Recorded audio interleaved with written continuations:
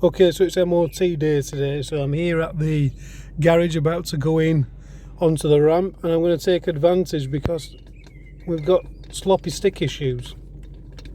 You see that? So I'm going to take advantage of the ramp today and get this part swapped out. I've had a look under the gator here at the bush and they look okay. And now there's another linkage that sits between the gear selector rod and the gearbox, which is the one I'm assuming is worn out. Now that's a bit of a pig to get to, so I'm going to just take advantage of the ramp and get that swapped out. We've just got... Want me to comment? If you like. Here we are now. So this is the culprit. I need your torch, Mick, so we can see. So you can just see. God, the bushes are completely shot in that. Yeah. So we're going to get on, and I'm going to utilise Mick services here, and I'm going to change it. So we are one ramp later, and the whole exhaust system off. But we managed to do it, thanks to Rick. So we have, guys, something of a fail. Because although it's nice and tight now, what we have is the shifter is too far back. That's neutral position right there.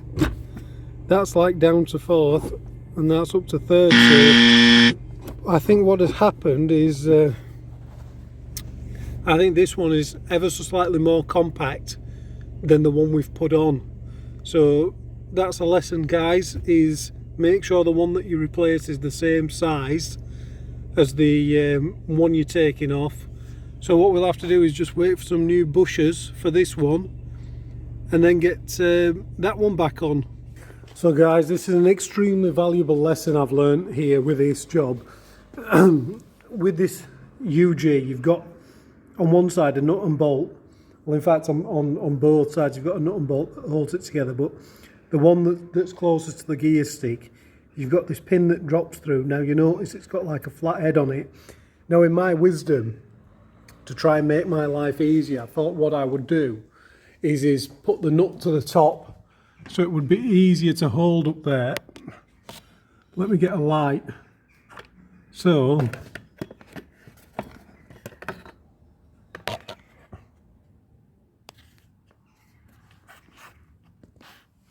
let me show you guys. So this one here, which is a bit difficult to get to, I thought I would push the pin in from underneath and put the nut on the top. Now, big mistake, because as you can see just up there, what has happened is the nut has been fouling on the transmission tunnel, which is why it was so stiff to change gear. You can just see that up there. So I'm going to have to put a bit of paint on that and do the job the right way this time and put the pin in from the top down. So there we go, peoples. Just to conclude, now we have a nice tight gear stick. Up there is third, which looks nice and well positioned. Fourth is down there. Voila, it's fixed. Thanks for tuning in, guys.